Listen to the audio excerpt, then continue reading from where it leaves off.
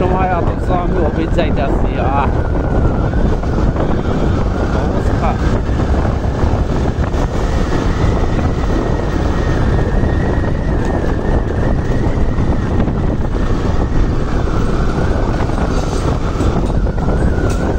এই Tesla Tesla Tesla.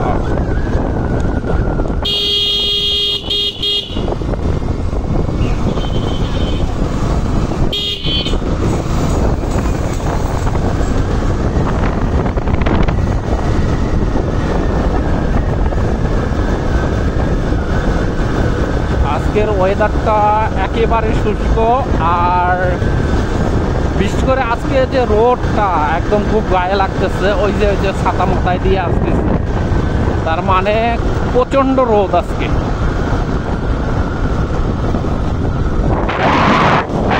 এত রোদ আজকে যেটা বলার মতো নাই। রাস্তাটা পাকা করছে, নয়তো রাস্তাটার যে অবস্থা ছিল একদম সিঁড়িঘুড়ি ছিল না রাস্তার।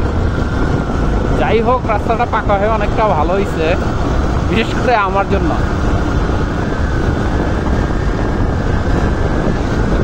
জানি না কথা কীরকম আসতেছে আসলে, যেহেতু বাতাস, প্রচণ্ড বাতাস, সাথে গাড়ি চালাচ্ছি হাই স্পিডে, কথা তো একটু কমই শোনা যাবে, এটাই স্বাভাবিক।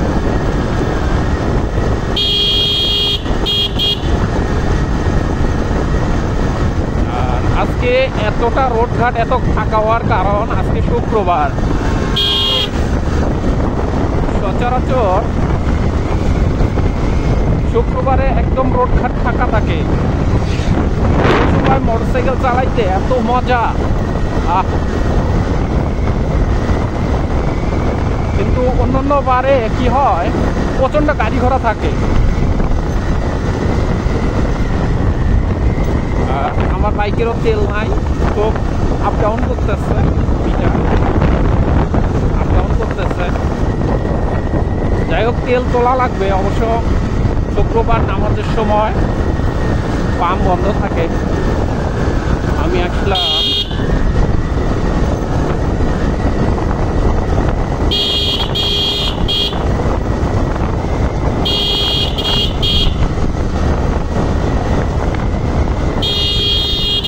ব্যাককল, দেখেন ব্যাককল, এটা হলো ব্যাককল। ব্যাককল এদের আক্কেল একদম হাঁটুর নিচে, এদের আক্কেল একদম হাঁটুর নিচে। এই যে ছাগল, ছাগল আর ওই যে ওই হুন্ডালার তুলনায় একই, মানে ছাগলটার মতোই হুন্ডা চালক। দেখুক আর না দেখুক, ও পিছন পাশে মোড়াইছে, ও এখন ঘুরে যাবে। ব্যাককল, আক্কেল নাই, আক্কেলহীন। আর ছাগলগুলা রাস্তার মধ্যে যেভাবে ছেড়ে রাখা দেয়, সেদিন আমি একটা ছাগলের গায়ের ওপর দিয়ে উঠাই দিচ্ছি। মানে আমার করার কিছু ছিল না, ও আজগুবি চলে আসছে, গায়ের ওপর তুলে দিচ্ছি। আর এখানে তো আমার কিছু বলার নাই, আমার দোষ নাই, আমি দাঁড়াই নাই। দাঁড়াই অবশ্য ক্ষতিপূরণ দেওয়া লাগতো, আর আমি আমার মতো গরিব পোলা পাই কীভাবে ক্ষতিপূরণ দিবে, তাই না? এই যে এই পিক আপটাই টানতে ইচ্ছা করে না। মনে হয় মাঝে মাঝে যে মোটরসাইকেলটা যদি এমনি যাইতো, যে পিক আপ টানান লাগতো না, ওর গতিতে চলতো, যেমন টেসলা ওইরকম অটোমেটিক্যালি চলে, ঠিক এটাও যদি ওরকম অটোমেটিক্যালি চলতো, এমন করে হাত দিয়ে চলে যাইতাম।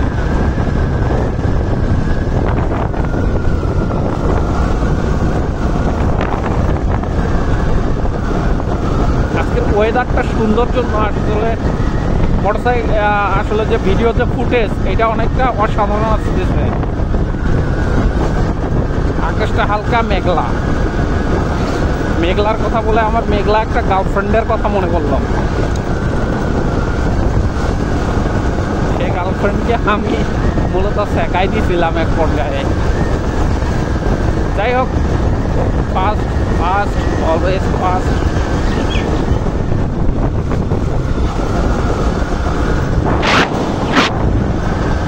একদিন বোকার মতো কাজ করছিলাম, এই জায়গায় ট্রেন দুর্ঘটনা ঘটতে ধরছিল, আল্লাহ বাঁচাইছে। নয়তো আজকে এই ভিডিওটা করতে পারতাম না। আজকে আমার মোটো ব্লগিংয়ে ফার্স্ট ব্লগ স্টার্ট করলাম। অবশ্য ভয়েস ওভারটা হয়নি, ভালোভাবে ভয়েস ওভারটা দেওয়া লাগতো। যাই হোক, যতটুকু হয়েছে অতটুকুই চেষ্টা করতেছি, চালাই যাইতেছি। কেমন আসে না আসে এটা পরে হিসাব, একে শুরু তো করেই দেখি, তাই না?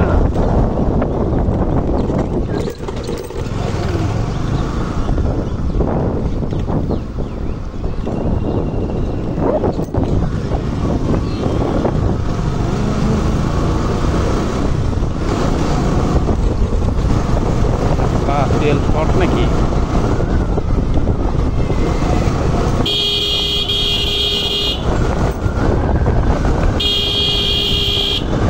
কিভাবে ওই কি করে না করে।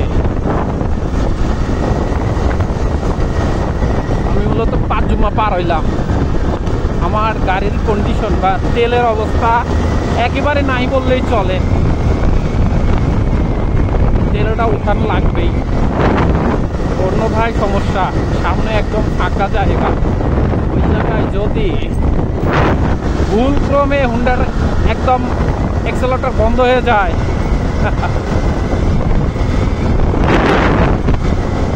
আমার সাধ্য নাই হুন্ডাটাকে ঠেলে একদম শহর পর্যন্ত নিয়ে যাওয়া।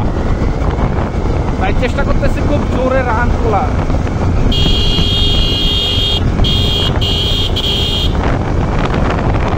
খুব জোরে যাওয়ার চেষ্টা করতেছি, কেননা মোটরসাইকেল যেহেতু তেল কম, জোরে যাওয়ার পর তেলটা উঠাই আগে। আমি খোলা তেল অবশ্য পছন্দ করি না নেওয়া, আমি ট্যাঙ্কি থেকে নেওয়ার চেষ্টা করব।